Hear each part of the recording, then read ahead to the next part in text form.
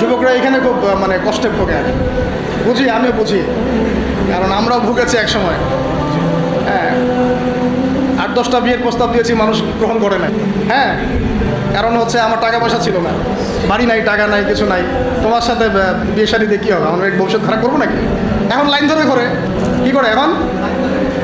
ওই জন্য একদিন বলেছি আপনাদেরকে, মানুষের অবস্থানকেই ভালোবাসে, এটা সত্য কথা। আপনার অবস্থান যদি এখন ভালো হয় না, দেখবেন আপনার পিছনে মেয়ের বাপের অভাব নাই। আর আপনার তো এখন চাকরি বাকরি নাই, জমি জমা নাই, হ্যাঁ, আপনার টাকা পয়সা কম, আপনি দৌড়ান মানুষের পিছনে, আপনাকে পাত্তা দিবে না। দুনিয়া খুব খারাপ, এই জন্য ভাই দুনিয়ার দাস হবেন না, আল্লাহর দাস হয়ে যান ইনশাআল্লাহ। দুনিয়ার পিছনে ছোটেন না, আল্লাহ আপনাকে দুনিয়া পায়ের সামনে এনে দিবে ইনশাআল্লাহ। আপনি আল্লাহর হয়ে যান, দুনিয়া আল্লাহ পাক আপনাকে পায়ের সামনে এনে দিবে ইনশাআল্লাহ।